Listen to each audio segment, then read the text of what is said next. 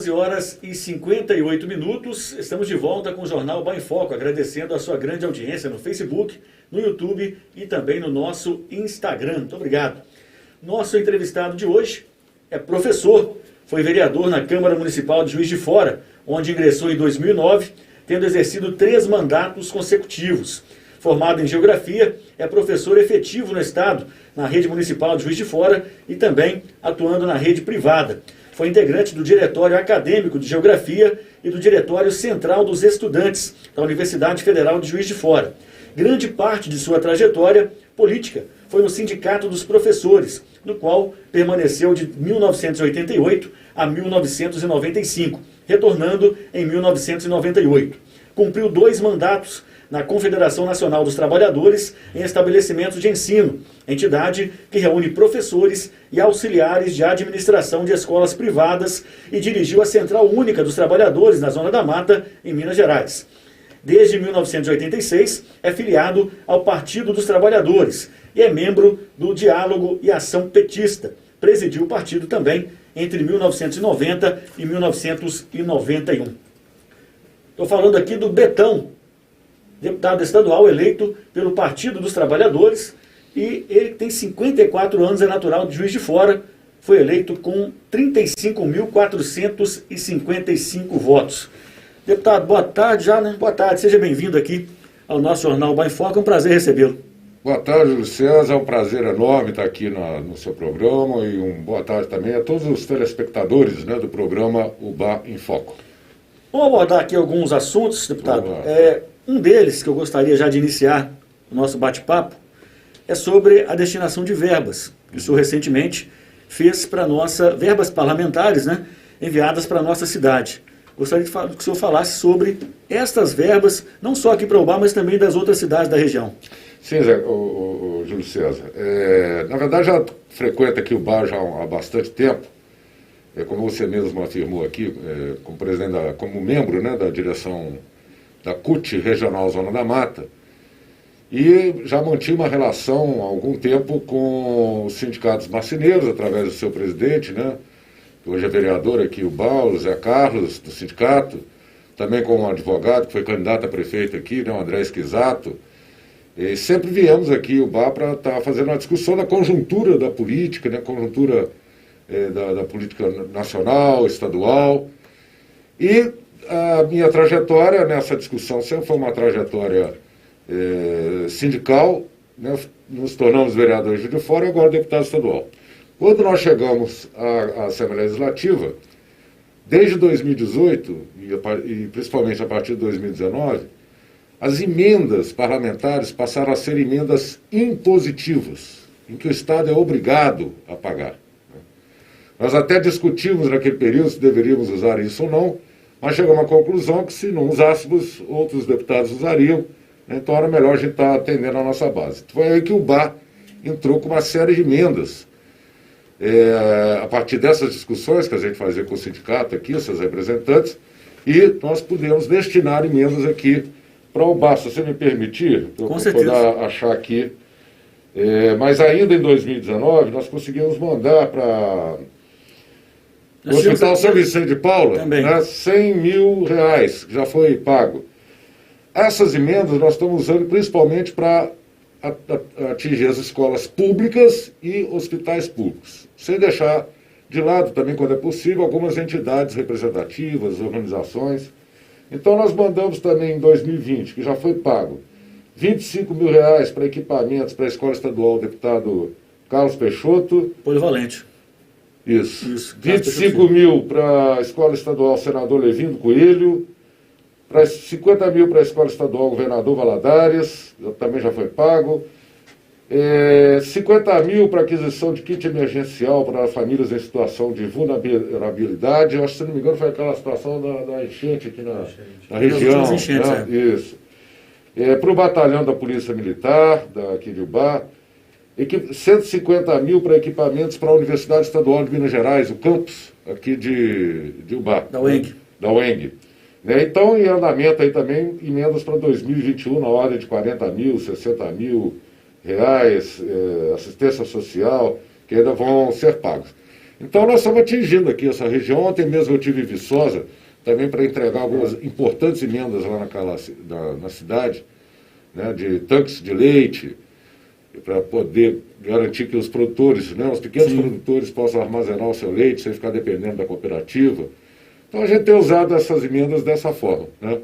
E toda a região da Zona da Mata e outras partes do estado também a gente tem levado essa discussão. São importantes até por conta da diminuição, né, da ajuda do Estado para as cidades, diminuição inclusive na área da saúde, na área contradizendo, né, ao combate à Covid, houve uma diminuição até na área da saúde e da educação principalmente, que é uma das grandes demandas aí que a gente tem nas cidades, principalmente no interior, né? Exato, nós chegamos a essa conclusão quando decidimos a emenda, porque desde o golpe de 2016, quando o Temer entra, a primeira coisa que ele faz é congelar os gastos com saúde, educação e assistência social.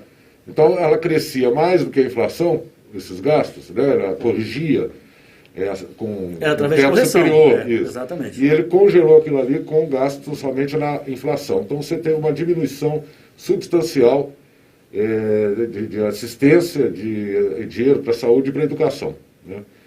E pelo menos a gente tenta recuperar um pouco dessa parte. Se cada um fizer um pouquinho, né, já ajuda muito, ajuda muito.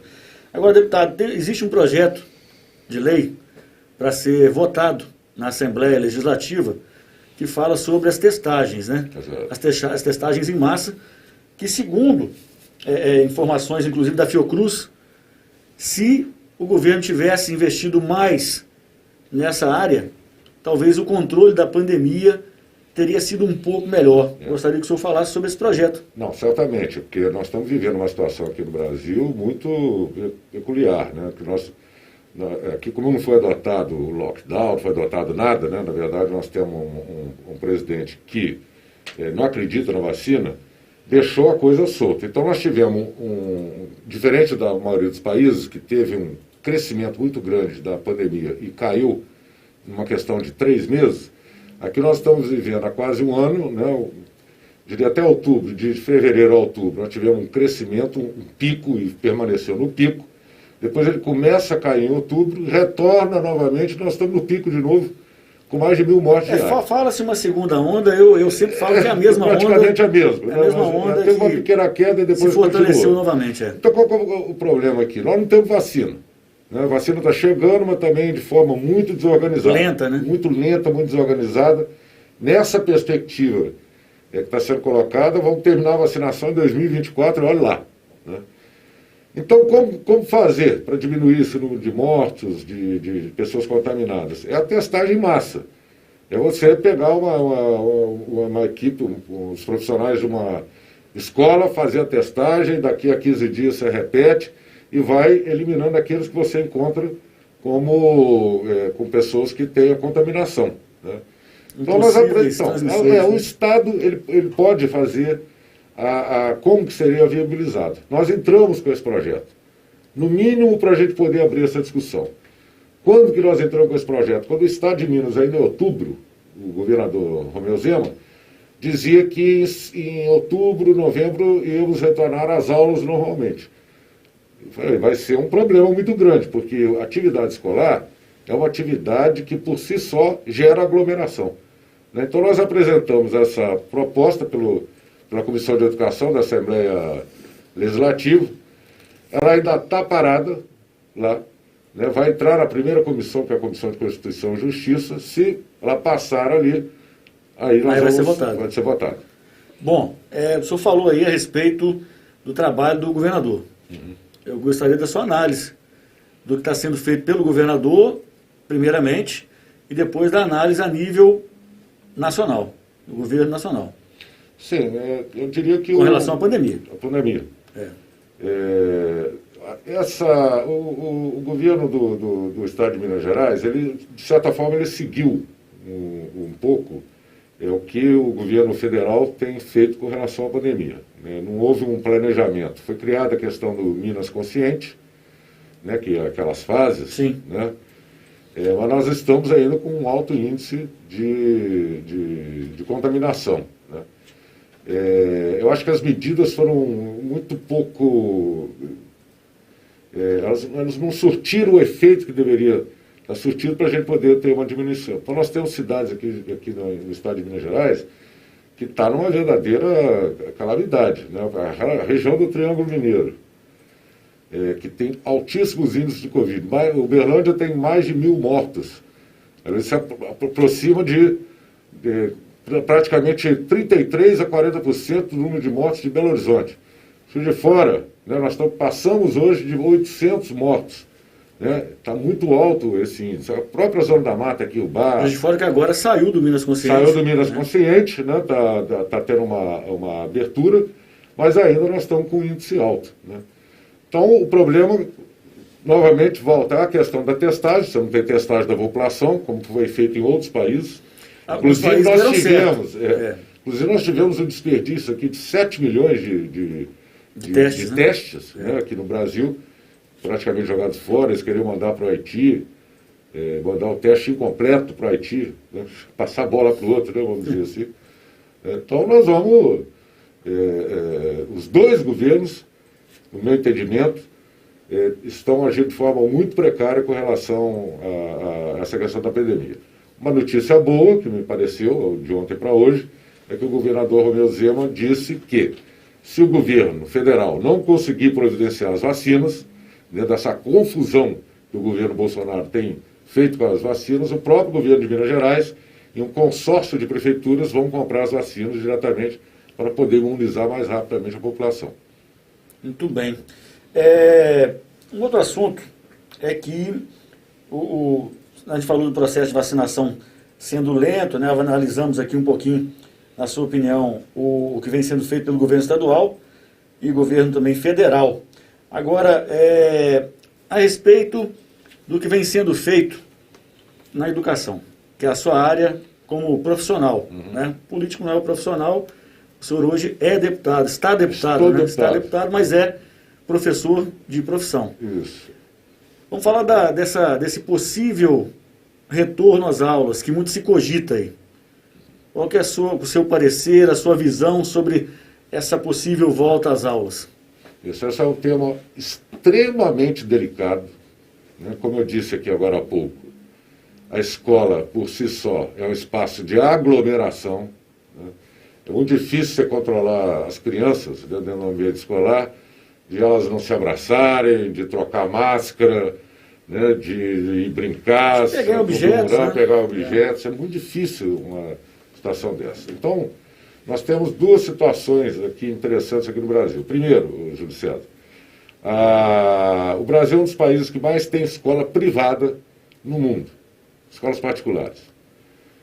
Essa é uma discussão que eu acredito que essa pandemia vai forçar, né, uma discussão sobre isso, de como a escola pública absorver, né, porque tem muita escola fechando. Sim. Aí você tem duas situações. As escolas públicas têm condições de ter um retorno? Muito pouco, mas tem, com uma presença muito pequena de crianças. Escolas privadas, de grande porte, muito tradicionais, tal, que atende uma população mais abastada, ela está conseguindo fazer uma educação remota. Né? Normalmente a criança tem lá o seu computador, né? O professor está trabalhando demais, muito, também o da rede pública estadual. Também. Então, ao contrário do que se pensa, né? Que o professor não faz nada. Acordou no dia lá, pertencendo a um monte de grupo de zap, com 40 alunos, pais, vários grupos de zap. E você tem as pequenas e médias escolas privadas que estão numa pressão tremenda, porque precisam matricular. Né? E os profissionais dessa escola também precisam trabalhar, porque se a escola quebrar, ele vai ser demitido. Então, qual a discussão que está sendo feita? Algumas entidades sindicais de profissionais, não é só de professores, não, é todo o pessoal das terceirizadas, o pessoal que trabalha nas secretarias, alguns defendem que só volte com a vacina, efetivamente, né, pela função da escola, ser uma escola, ser um dia de aglomeração, e outras entidades, principalmente trabalhadores, têm discutido exigir uma série de protocolos dessas escolas para poder ter um retorno híbrido com uma pequena possibilidade, uma pequena participação de alunos por dia, nessas escolas. Talvez um revezamento? É um revezamento, mas seria um revezamento aí de 25% dos alunos presentes, né? Porque você deve conhecer as escolas, mesmo todas escolas cheias. privadas e escolas públicas, você tem em média 40 alunos na sala. Por sala, no mínimo. Né? O aluno da primeira fila está quase encostado lá no quadro, o professor, né, com 50 centímetros de espaço, né, às vezes para falar, né, eles perdem os gotículos, né? Experiências que nós já vimos aí em São Paulo, em alguns municípios que retornaram, tiveram que fechar. Até outros países também. De outros países também, porque começou a crescer demais. Então, o que eu acho, Júlio César, que a gente não pode fazer essa discussão de forma apaixonada. Né? Tem muita escola fazendo pressão, escola privada, fazendo pressão para voltar, porque ela está em a iminência de quebrar, se não tiver as matrículas. Depende disso. Né? Depende então, ela faz a pressão, outras fazendo essa discussão sem essa paixão toda, então a gente vai ter que tentar acertar. Né? E se a gente não tiver muito claramente, né, todas as condições, as experiências que já foram executadas para tentar retornar, muito bem feitas, nós vamos criar um outro problema. Corre o risco de você abrir, o pai vai lá, faz a matrícula, um mês depois, ou 2 semanas, 3 semanas, fecha de novo. Compra material, compra faz, material. dinheiro, Então, essa discussão que eu tenho procurado fazer como vice-presidente, né, da Comissão de Educação da Assembleia Legislativa, com os seus membros, né, mesmo que de forma remota, né, nós vamos ter discussões aí de audiências públicas na Assembleia, os sindicatos estão discutindo, todas as pessoas, né, todos os órgãos e entidades envolvidas estão discutindo essa situação das escolas. Acho que é uma discussão que ainda tem que ser bem questionada, tem que ser bem... Exatamente, tem que ser muito envolve criança, né? Envolve criança, envolve os adultos lá, os professores, os trabalhadores da educação. É a criança que pode trazer para dentro de casa, né, essa contaminação. É um assunto delicado. Assunto fácil. Assunto delicado. Entre outros assuntos também que são delicados, esse da volta às aulas aí é extremamente delicado. Muito e a gente tem que ter bastante atenção ao que pode ser feito, né? E como ser feito. Deputado, aqui na nossa cidade, o senhor já até citou no início aqui da nossa conversa, o senhor tem um contato, né, com o André Esquisato, que foi candidato aqui, né? A prefeito na última eleição, pelo Partido dos Trabalhadores. O André que geralmente passa algumas informações importantes da nossa cidade para o senhor, é isso? É uma das pessoas que passa essas informações. Ele, o presidente do sindicato dos marceneiros aqui, o Zé Carlos, que foi eleito agora como vereador da cidade, né? Nós temos uma relação, na maioria das cidades, relação com os trabalhadores, né? Com os sindicatos de trabalhadoras e trabalhadores, né? E a gente procura atender especialmente esse público, né? O nosso mandato tem um forte histórico de apoio aos movimentos sindicais ligados aos trabalhadores, que normalmente é para o lado dele que arrebenta a corda, né? Nós acompanhamos muito o processo aqui de terceirização em Ubá, né, das trabalhadoras do moveleiro, né, a partir da mini reforma trabalhista que o Michel Temer fez, que retirou direitos e que foi aprofundado agora pelo Bolsonaro, que retira direitos dos trabalhadores e das trabalhadoras e joga essas pessoas como um microempreendedor individual, né, tendo que trabalhar muito mais, né, com salário menor e sem direitos, né. Então essas discussões, como essa região aqui, é uma região, um polo moveleiro, né, foi aprovado, que pega aqui o Bar, né, mas essas regiões aqui da redondeza, eu participei de uma audiência pública aqui, inclusive, em que outros polos moveleiros que existem pelo Brasil, essa região aqui, os trabalhadores são quem recebe os menores salários, né? Então há uma exploração, no nosso entendimento, muito grande dessas indústrias nacionais sobre os trabalhadores aqui da região, né? Então nós procuramos sempre fazer essa discussão aqui com o sindicato. Essa eleição do Zé Carlos, por exemplo, que assim como o senhor sempre foi, sempre trabalhou, sempre militou nessa área sindical, essa eleição do Zé Carlos, que é presidente do sindicato, é sindicalista. Isso. E é do Partido dos Trabalhadores, o que representa para a cidade e para o próprio partido essa eleição do Zé Carlos hoje? Eu acho que é exatamente isso que aconteceu comigo lá em Juiz de Fora. Ele vai acabar sendo um ponto de apoio para esses trabalhadores. Né? Poder estar levando na porta da fábrica a discussão que ele tem feito como vereador, entregar o panfleto. Né? E esse sempre foi o papel que o Partido dos Trabalhadores teve no Brasil. Né? Servir como ponto de apoio, tá ajudando, né, a elaborar leis que possam garantir mais direitos para os trabalhadores e as trabalhadoras. Porque, do outro lado, né, por parte da patronal, né, você já tem muitos recursos, muitas confederações, federações que garantem para eles uma lucratividade muito grande. Né? E os trabalhadores precisam ter as suas representações. Né? Então, achei extremamente positivo. A cidade de Ubá já foi governada pelo Partido dos Trabalhadores no passado. Eu conheci Ubá antes da era do PT. Vi qual a modificação que ocorreu aqui. Eu acho que é isso, né? É a disputa da luta de classes que nós estamos fazendo na sociedade. Os trabalhadores sempre têm a corda arrebenta, né? Sempre para o seu lado.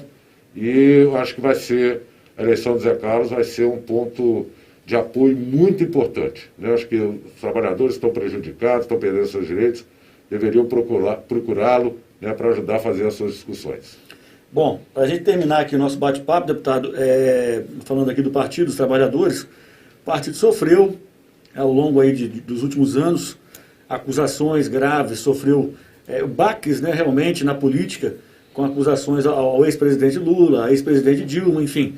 O partido teve uma queda nas recentes eleições por conta dessas acusações e dessas investidas dos adversários, dos partidos contrários. Eu gostaria, para a gente fechar aqui o nosso bate-papo, da sua análise das últimas performances do PT nas últimas eleições. Sim, sim. E a atual conjuntura do partido. Não, o Partido dos Trabalhadores, desde que foi criado, há 41 anos, né, sofreu ataques por parte da elite desse país, da burguesia desse país, a todo momento. Não tinha refresco. Porque nós vivemos num país, como a boa parte dos países do mundo, que quem domina, quem manda no país são os rentistas, os acionistas, os banqueiros. Então eles querem sempre que metade do PIB, do produto interno do Brasil, seja reservado para o dinheiro que eles investem aqui.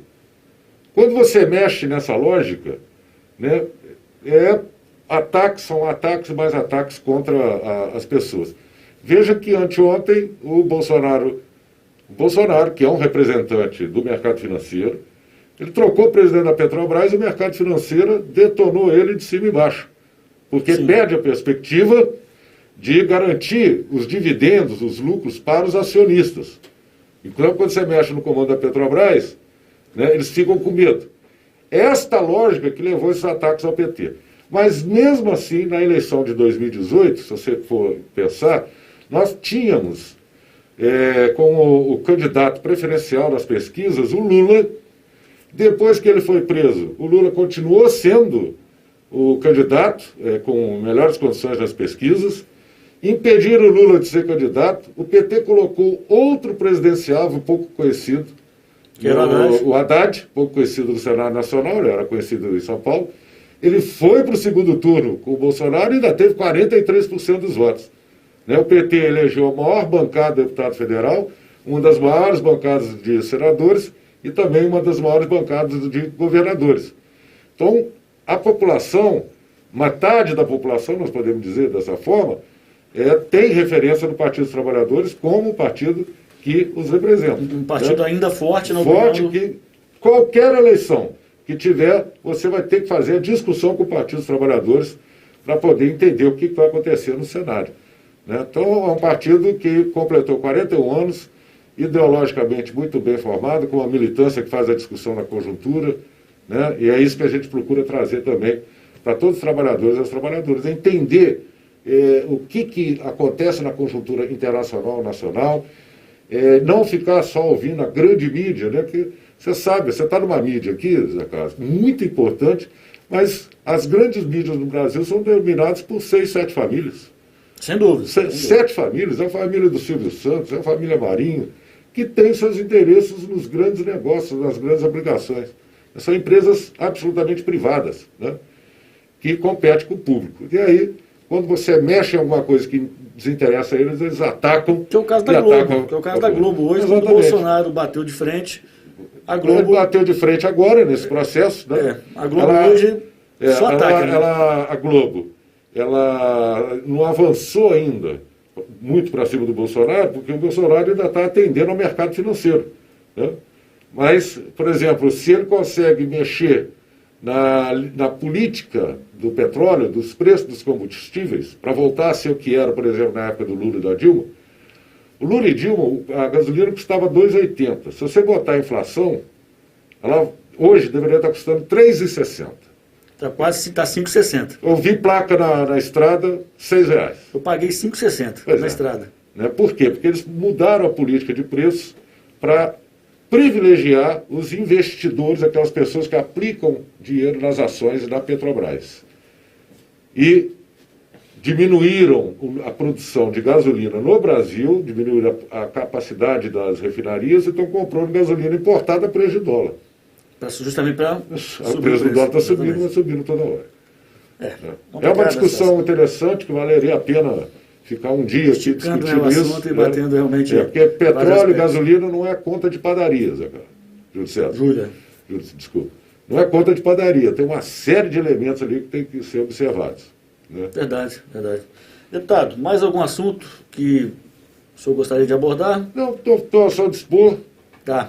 Eu agradeço. Eu agradeço aqui a participação. Né? Sempre que você me chamar, eu venho aqui para a gente trocar ideia aí com vários assuntos que têm acontecido no Brasil e no Estado. Né? E que, obviamente, quando a conjuntura nacional e estadual não está favorável, o primeiro atingido é uma pessoa que mora aqui no município. Né? No município do Bar, no interior. Mora no interior. É aquele cara que não está conseguindo resolver o pequeno problema como tapar um buraco. Não consegue resolver, né? Porque não chega dinheiro. É verdade. Deputado, eu agradeço a presença aqui no nosso programa e sempre que tiver alguma